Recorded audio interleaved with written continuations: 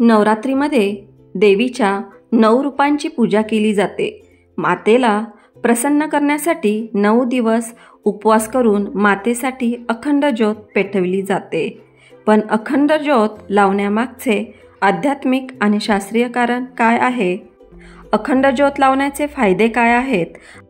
ही सर्व माहिती आजच्या व्हिडिओमध्ये आपण जाणून घेणार आहोत। नवरात्रीच्या दिवसात घरामध्ये अखंड ज्योत तुम्ही सुद्धा लावलीच असेल, कारण नवरात्रीमध्ये अखंड ज्योत लावणे ही हिंदू धर्मातील प्राचीन आणि पवित्र परंपरा आहे। कारण सतत जळत राहणारी ज्योत ही देवांच्या कृपेचे प्रतीक मानले जाते। देवी आईला प्रसन्न करण्यासाठी आणि इच्छित फळ मिळावे म्हणून अखंड ज्योत लावली जाते। अखंड ज्योत म्हणजे अशी ज्योत जी खंडित होत नाही। अखंड ज्योत लावण्यासाठी दिवा आणि वात थोडा मोठा असावा, जेणेकरून तो बराच काळ जळत राहील। तसेच अखंड ज्योत लावण्यासाठी गावरान तुपाचा किंवा तेलाचा वापर करावा। ही ज्योत कधीही विझू नये याची काळजी घ्यावी। घरात अखंड ज्योत लावण्याने अनेक सकारात्मक परिणाम घडतात। अनेक लोकांच्या अनुभवानुसार अखंड ज्योत प्रज्वलित करण्याचे अनेक फायदे आहेत। आज आपण हे फायदे जाणून घेऊया।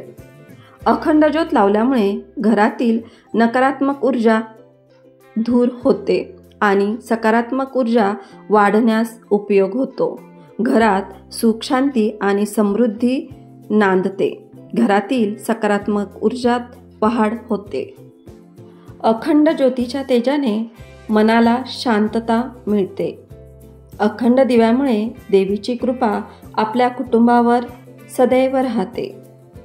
काही परंपरेनुसार हा दिवा अकाल मृत्यू टाळण्यासाठी सुद्धा मदत करतो। अखंड ज्योत देवतांशी जोडली जाते, त्यामुळे घरात देवी शक्तीचा वास राहतो आणि आपल्या जीवनात सकारात्मक बदल होतो। अखंड ज्योत कुटुंबातील सदस्यांच्या जीवनात स्थिरता निर्माण करण्यात मदत करते। अखंड ज्योतीसमोर बसून ध्यानधारणा केल्यास मन लवकर एकाग्र होते। असे कितीतरी अनुभव लोकांना अखंड ज्योतीचे आलेले आहेत। आता जर ही अखंड दिव्याची वात चुकून विझली तर अपशकुन मानला जातो। पण घाबरू नये, देवाची आणि दिव्याची क्षमा याचना करून पुन्हा अखंड ज्योत प्रज्वलित करावी। तसेच काही कारणास्तव तुम्ही तुमच्या घरात अखंड ज्योत लावू शकत नसाल तर तुम्ही तुमच्या नावाने अखंड ज्योतीचे साहित्य मंदिरात दान करावे। ही सर्व माहिती आपल्या श्रद्धा, विश्वास आणि परंपरेवर आधारित आहे। तर अशाच प्रकारच्या नवनवीन माहितीसाठी आपल्या या यूट्यूब चॅनलला लाईक, शेअर, सबस्क्राईब नक्की करा। थँक्यू।